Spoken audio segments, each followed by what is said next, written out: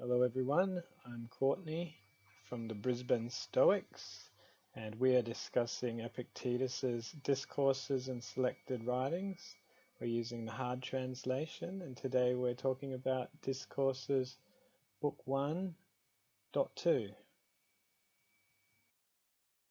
In my previous presentation concerning Discourses 1.1, I included a quote from the introduction of the hard translation by Christopher Gill.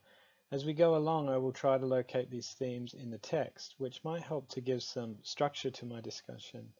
This is not to say that this is the only way of grouping themes, but given my interest in a traditional presentation of Stoicism, I will use Gill's observations, in that it includes the sometimes neglected reference to the rational being's distinctive features in a providentially ordered cosmos.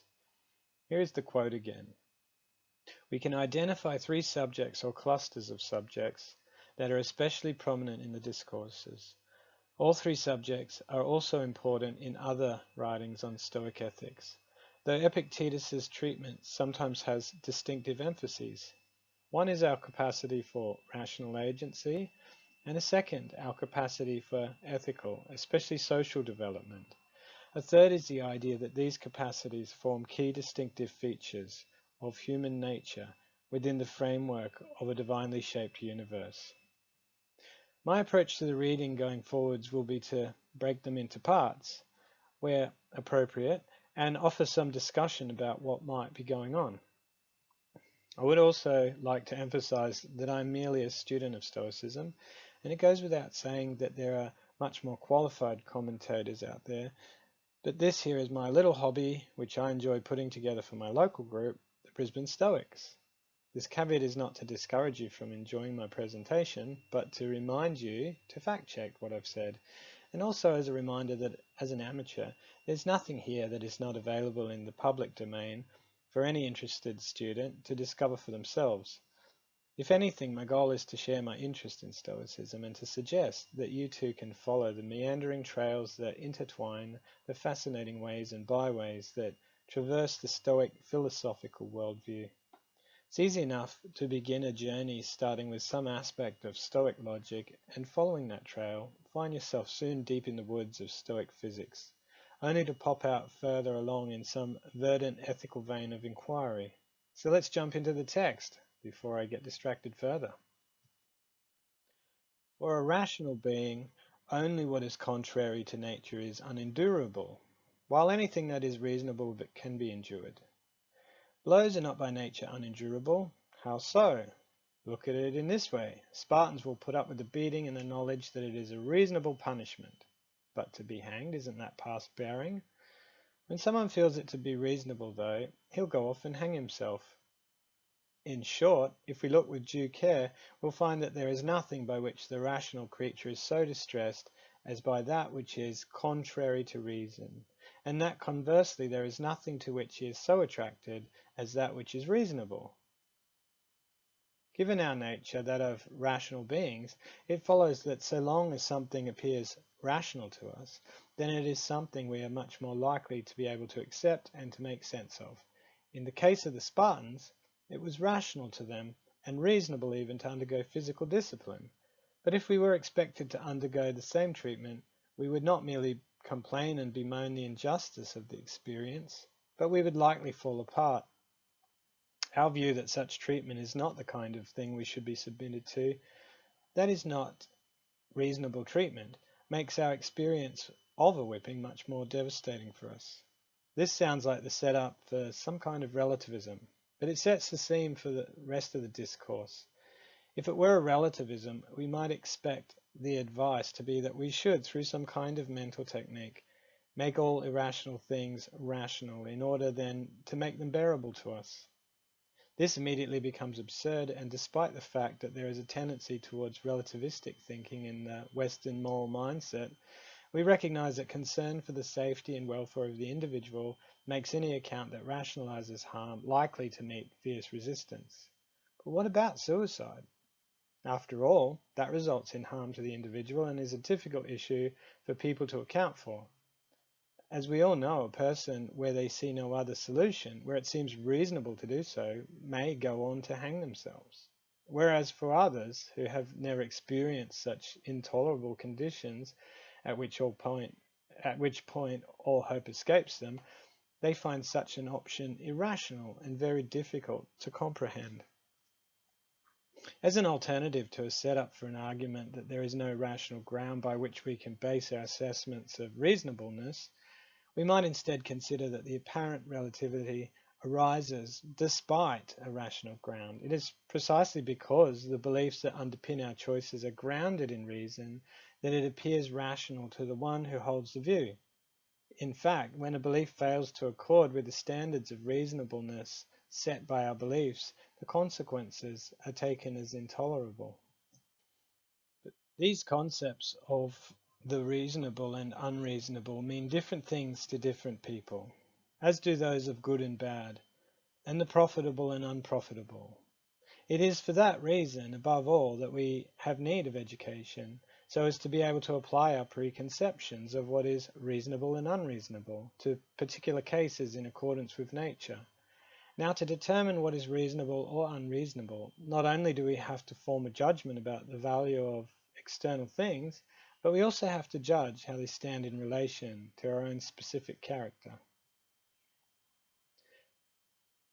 As Nussbaum notes in her Therapy of Desire, a belief can be descriptively rational, based on cognitions, but independently either true or false. So perhaps we can approach the text as having for its topic things that are descriptively rational, such as beliefs and opinions that make claims about what is true or false, good or bad, whilst at the same time being either normatively rational or not. The distinction here between normative reasoning and otherwise is in the correctness of the use of reason. So in this case, a person can have a set of beliefs which are descriptively rational and is able to make conclusions about the world that from a Stoic point of view are irrational. The person well educated in the use of reason will be expected to be able to know how to live according to reason, that is, to make normative selections, knowing what is in fact good and bad and not merely accepting the conclusions offered by the uneducated, untrained, or uncritical use of reason. It is worth pointing out that in Nussbaum's observation regarding the distinction between normative and descriptive rationality, she is specifically describing emotion. But regardless, the same process is likely at play here in this discourse. This is the case given that emotions are taken by the Stoics not as merely irrational, but as based on descriptively rational processes, that is, beliefs about things. Rather, it is the character of these beliefs that decide their overall status as rational or irrational. At this juncture, you might be tempted to say, hang on, what does this particular discourse have to do with emotion? What particularly interests me about the Stoic description of emotion is that emotion is viewed as the affective output of a certain type of belief.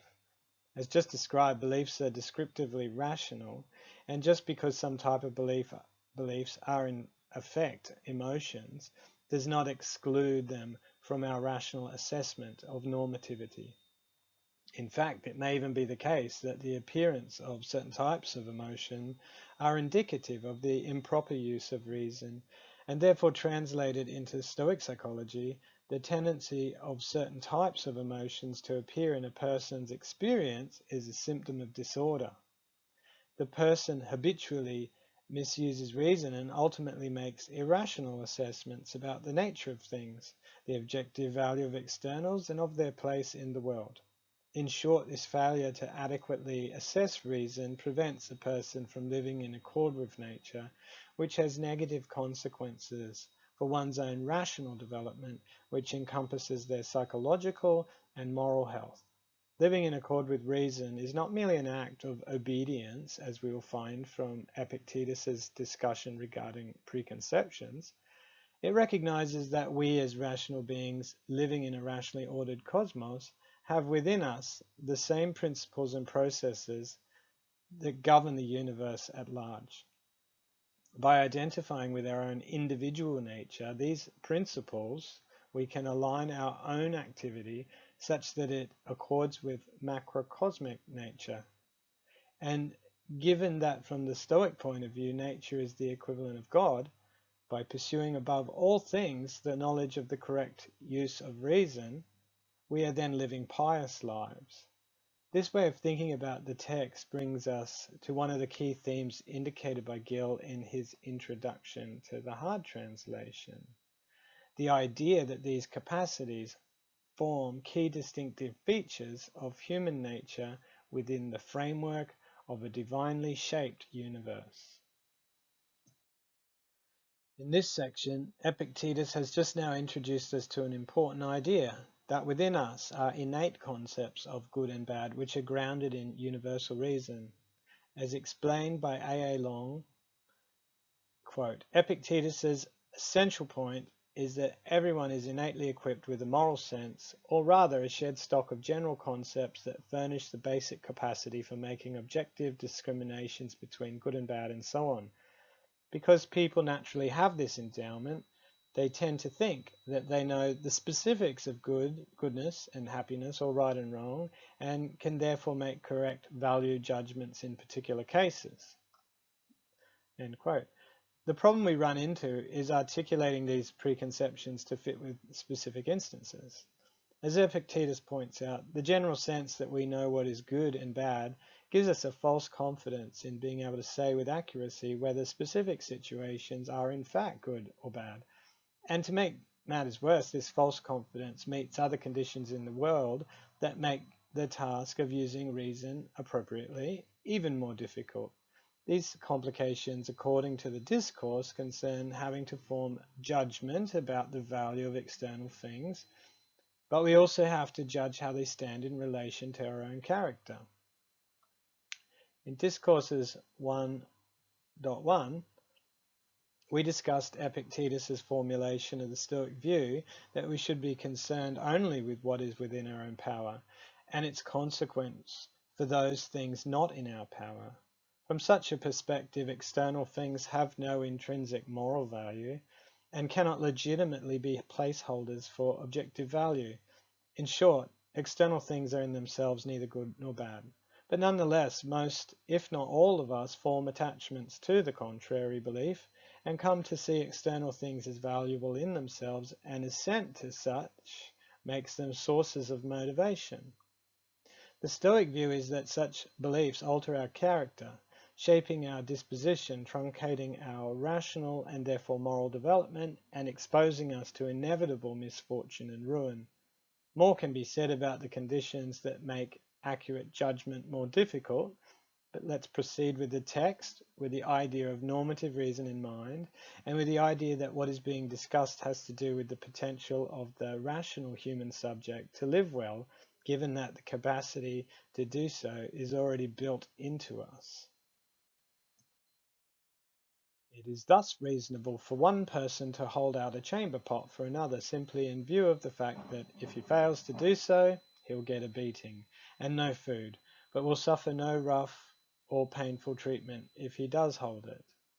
Whereas for another person, it won't just seem intolerable to hold out a pot himself, but even to allow someone else to do so for him.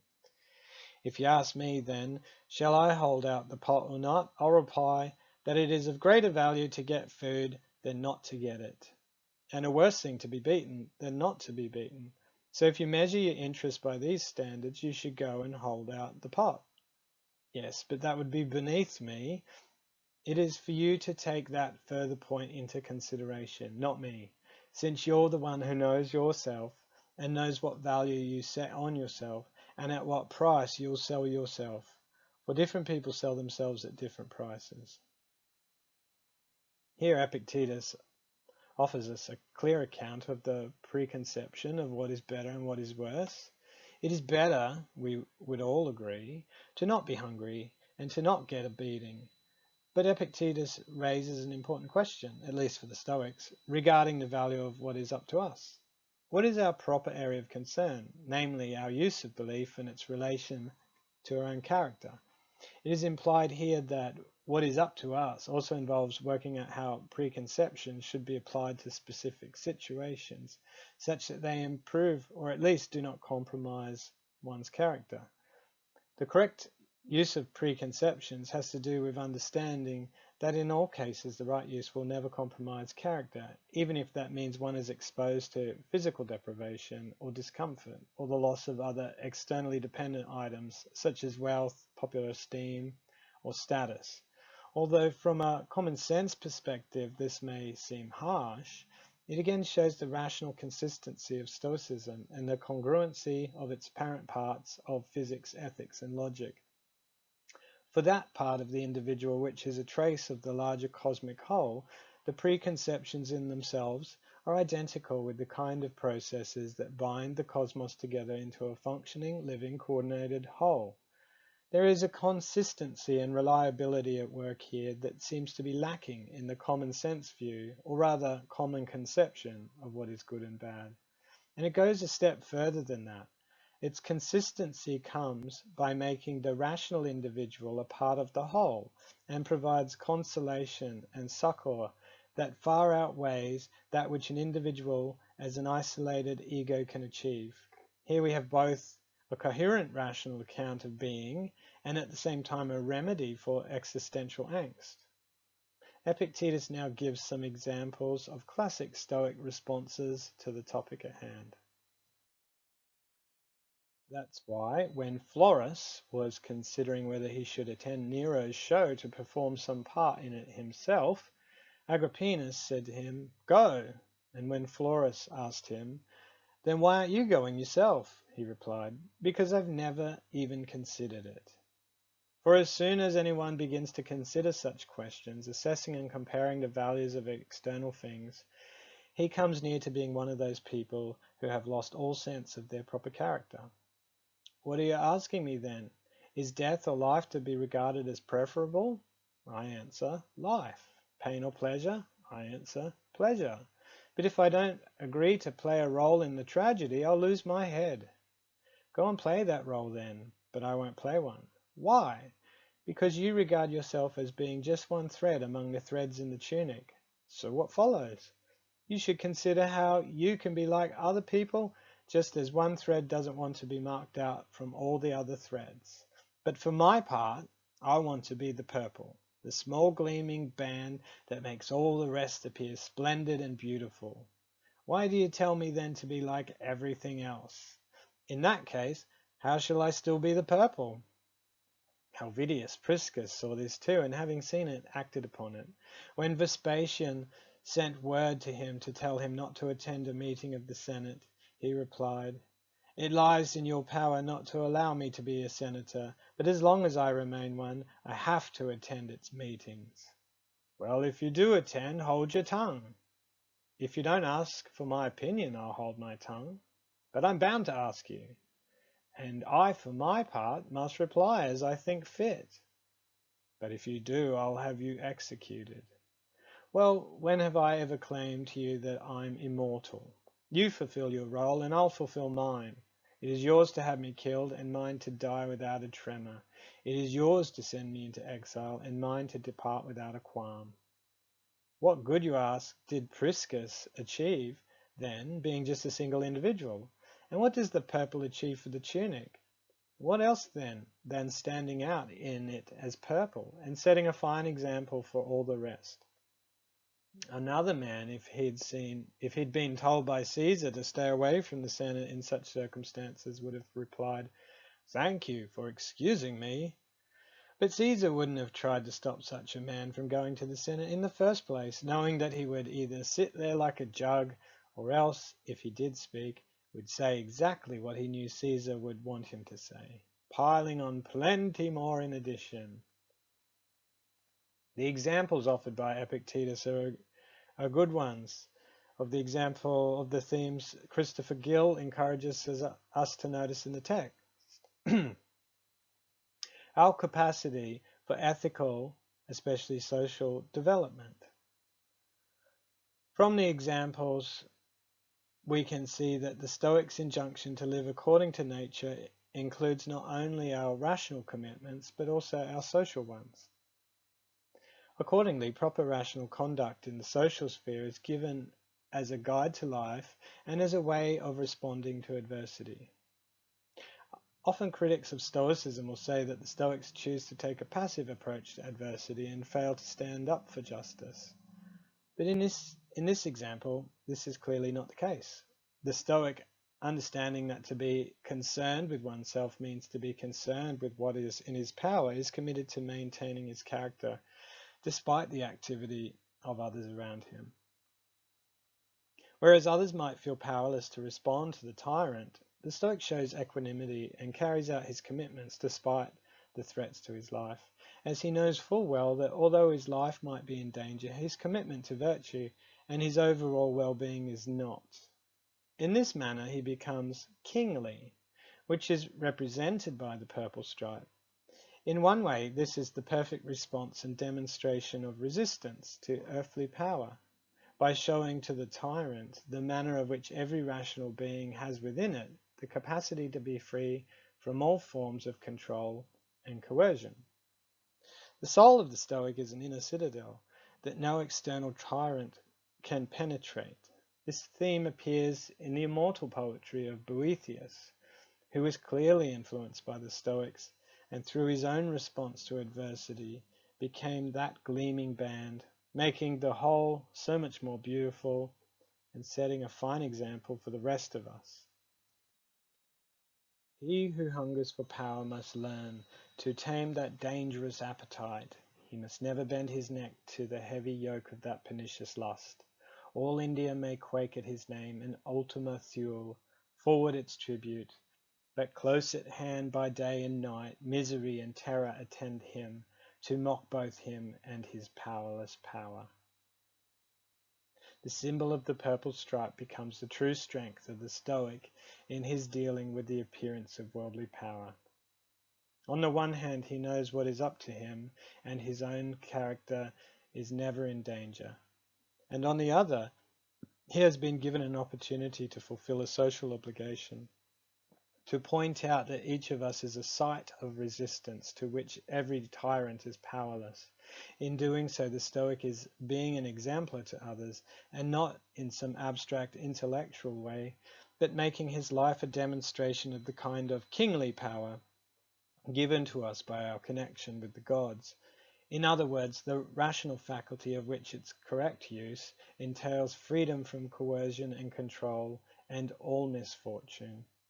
The theme of kingliness and of false power also directs us back to our earlier discussion concerning those complications which appear to frustrate our understanding and use of preconceptions.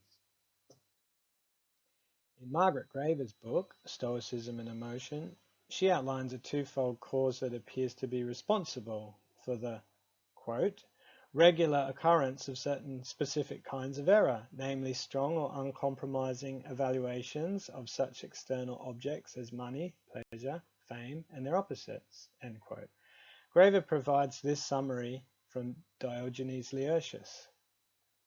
Quote, the rational animal is corrupted sometimes by the persuasiveness of things from without, sometimes through the teachings of our associates. For the starting points which nature provides are uncorrupted, end quote.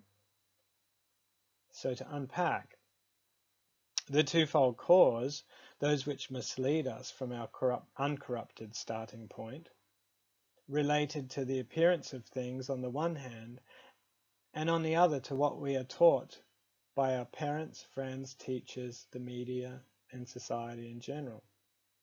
Of the first, it is argued that the things that are good for us are often accompanied by feelings of pleasure. This occurrence of pleasure is incidental to what is good, and the account offered in Cicero's On Ens has his Stoic spokesman, Cato, denying that, quote, infants have any natural commitments to pleasure for its own sake. Instead, what one has from birth is only an orientation to one's own constitution, that is, a sense of attachment to one's natural way of functioning, both physically and psychologically, and a preference for the kinds of objects that tend to preserve it, end quote. The issue of confusion and the corruption of our pure starting points which I am taking to be synonymous with Epictetus's preconceptions, arises when the developing human fails to distinguish between what is good for oneself, that is, what meets the needs of one's own constitution, and the feeling of pleasure that often accompanies it. When this happens over time, the distinction between the two items is lost, and they are conflated, resulting in problematic consequences for our ability to judge the worth of external things. In this way, we are conditioned to see pleasures or riches or glory as the good and the worthwhile goal of activity, at the expense of virtue, which necessarily requires us to orient to the objective value of externals and to make use of them accordingly. The goal of human life, as being towards the attainment of rational ends, is subsumed by the pursuit of pleasure and taken as an end in itself, is ruinous to moral character because it compromises the autonomy of the governing faculty and betrays one's commitments to one's nature as a rational social being. This, of course, means that from the Stoic perspective, which takes our individual selves to be a part of the whole, we not only harm our own character, but we also mislead others and become part of the perverting twofold cause.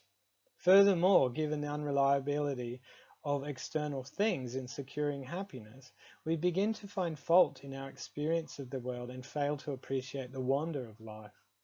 That rational part which marks us out as unique and is equivalent to a divine spark is neglected and cheapened. We become like animals responding automatically to stimulus with response.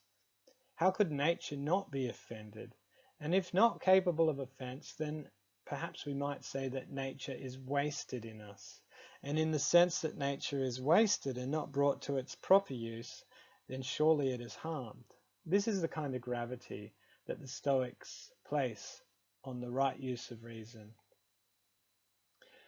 But I was actually interested in talking about the kingly connotation of the purple stripe and its relation to the twofold cause. Chalcidius is writing in the 4th century and therefore later than Epictetus, also discussing the twofold cause, agrees that the association between meeting the requirements of one's constitution and the pleasure that brings about a natural belief that everything sweet and pleasurable is good and that what brings pain is bad and ought to be avoided. Chalcidius extends this side of the twofold cause, showing how it is, in his view, that people come to displace virtue as the proper goal. Quote, as people mature, they retain this belief that everything nice is good, even if not useful, and that everything troublesome, even if it brings some advantage, is bad.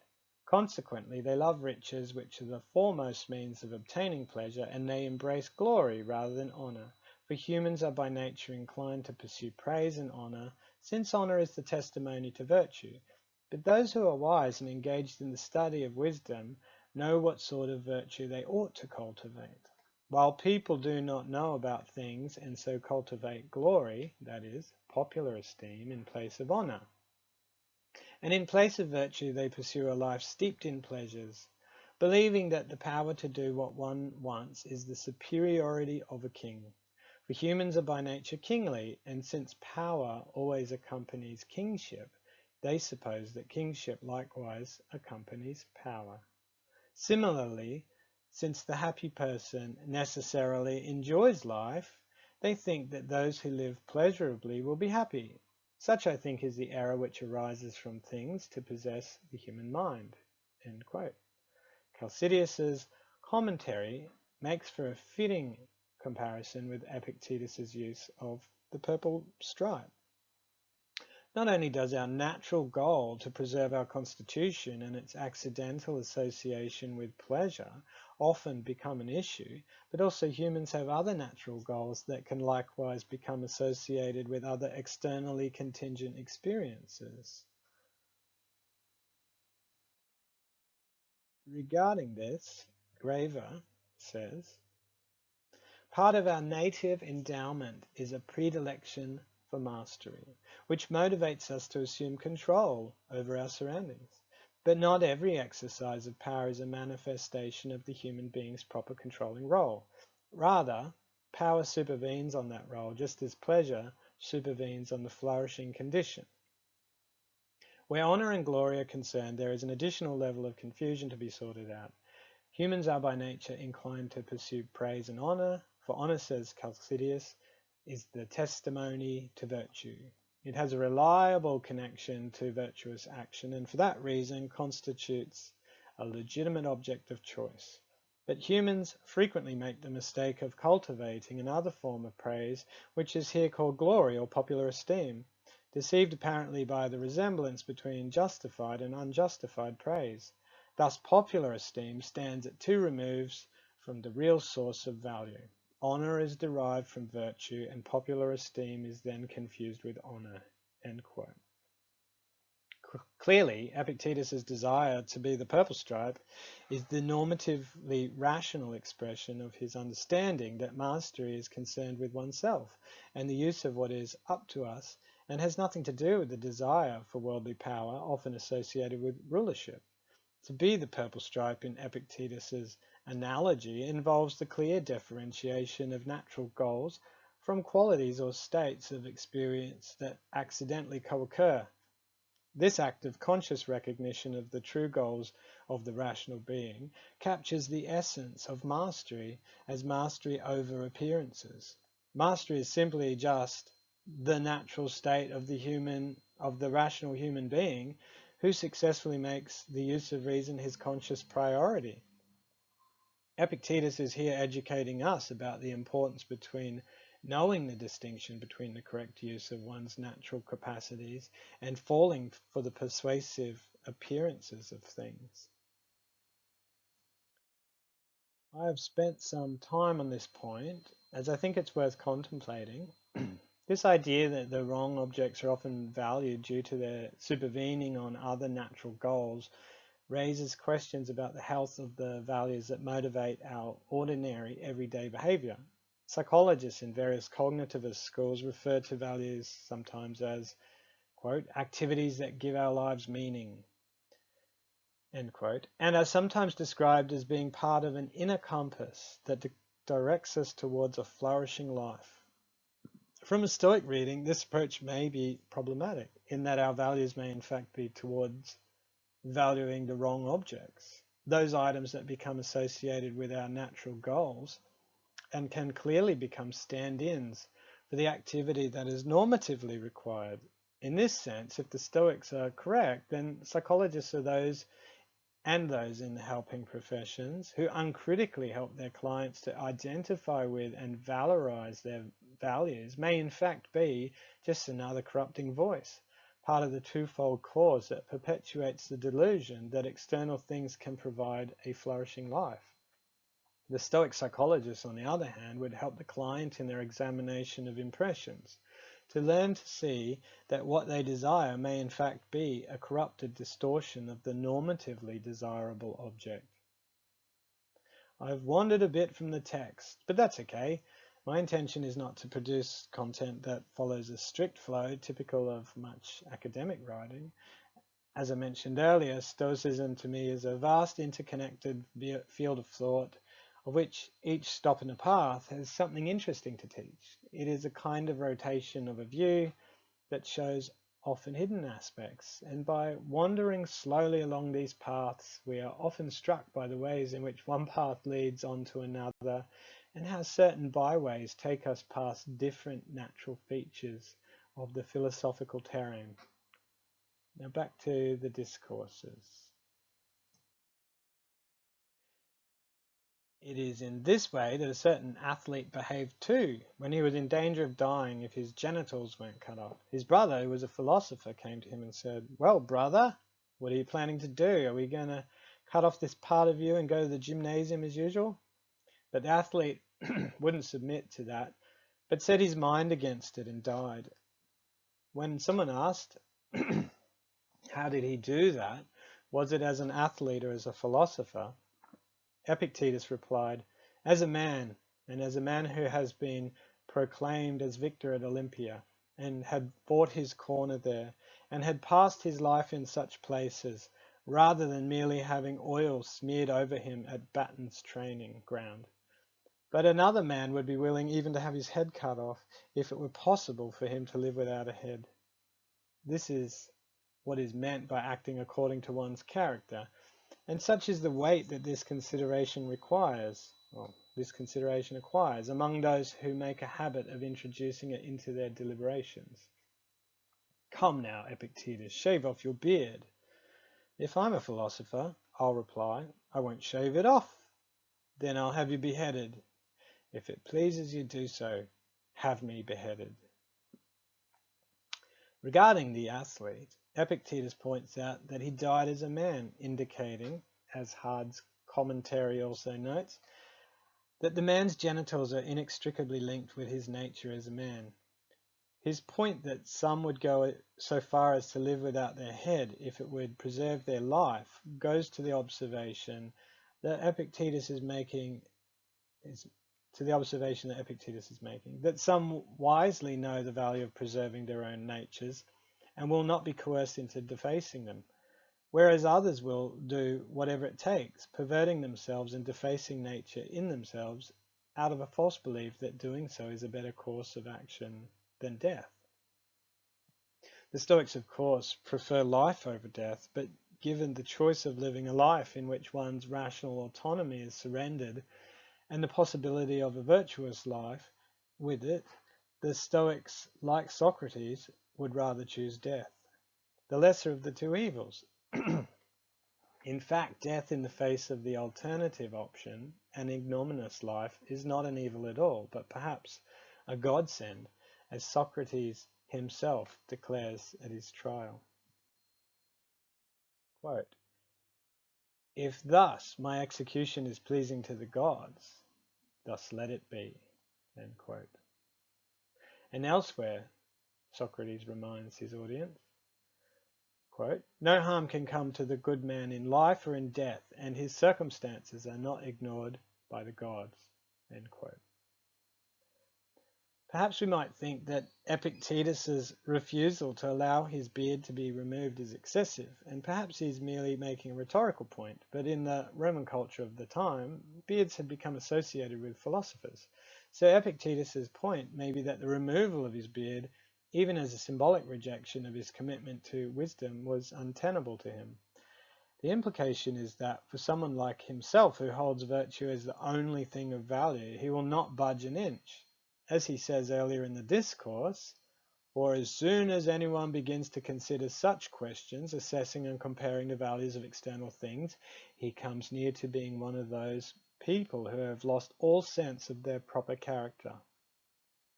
Epictetus is clearly telling us that for the person genuinely committed to virtue, will not stop to consider the pros and cons of compromising activity. It is immediately clear to the Stoic, and reflexively so, as he has internalized the doctrine, that externals have no inherent value in themselves, and where we are called to entertain them as items of real value, then they must be rejected immediately. Someone asked, then how will each of us come to recognize what is appropriate to his own character? How is it, replied Epictetus, that when a lion attacks, the bull alone is aware of its own might, and hurls itself forward on behalf of the entire herd? Isn't it clear that the possession of such power is accompanied at the same time by an awareness of that power? And in our case too, if someone possesses such power, he won't fail to be aware of it. And yet, a bull doesn't become a bull all at once. And any more than a man acquires nobility of mind all at once. No, he must undergo hard winter training, and so make himself ready rather than hurl himself without proper thought into what is inappropriate for him. Only consider at what price you're willing to sell your power of choice, if nothing else. Make sure, man, that you don't sell it cheap. But what is great and exceptional is perhaps the province of others, of Socrates, and people of that kind. Why is it then, if we are fitted by nature to act in such a way, all many of us don't behave like that? What do all horses become swift running, or all dogs quick on the scent? And then, because I'm not naturally gifted, shall I therefore abandon all effort to do my best? Heaven forbid! Epictetus won't be better than Socrates, then even if I'm not too bad, that is good enough for me. For I won't ever be a Milo either, and yet I don't neglect my body, nor Croesus, and I don't neglect my property, nor in general do I cease to make any effort in any regard, whatever, merely because I despair of achieving perfection. Epictetus's view on the topic of training and progress comes to the fore here. Constant reflection on the manner in which we use impressions and the study of Stoic philosophy will help us to make progress along the path to virtue as conceived by the Stoics. As A. A. Long observes regarding Epictetus's approach, quote, "We need Stoic doctrine in order to learn that conventional goods such as health or wealth are not strictly good, nor their opposites strictly bad, because they are not unequivocally profitable or harmful respectively, or to learn that happiness does not consist in a succession of pleasurable sensations and an absence of painful ones. Our preconceptions need to be articulated by definitions far more precise than their innate content involves, and we need unremitting training in order to make our conduct consonant with these refinements." But the view seemingly held by Epictetus is that progress can be made, and that once it is made, it will become evident. Just as the bull knows its own strength, the Stoic will also know his own when facing adversity. He will have internalized the view to such a degree that it does not even occur to him to consider external things as worthwhile items for consideration. His character, the views he takes, his response to impression, these are the things that concern him, and are not the kind of things that he weighs against infinitely inferior alternatives. But what of the student who is afraid that he will never be completely free of vice? Who seems to think that the Stoic doctrine demands too much, and that he lacks the inner resources to completely fulfill such a commitment? Epictetus is entirely generous here. He knows how difficult it is to live as a Stoic with the kind of vigilance required to consistently reject the persuasive appearance of false goods. We get the impression that his student here is a young man, and that young people are often dissuaded from practice if perfection is not on the immediate horizon. With maturity, we realize that sometimes it's not perfection that's needed, but the desire to keep working on things, especially where those things concern the preservation of our natural constitution. It is likely that if the student can be encouraged to continue the work, internalizing the lessons and mastering the doctrine, that his life will be immeasurably improved, and although he may not become a sage, he may yet become an exemplar, the kind of person we can look up to when guidance is needed. In closing, Stoic philosophy offers an important critique to worldviews like our own that often identifies the goal of life with external acquisition and achievement, or at least is ambivalent about it. I am of the opinion that we are desperately in need of such a critique and way of life, given the ubiquity of the voices, both lay and expert, that corroborate the view that externals can reliably lead to a happy, flourishing life. And here is my list of references. Thank you for taking the time to listen to this presentation, which has been recorded for the Brisbane Stoics.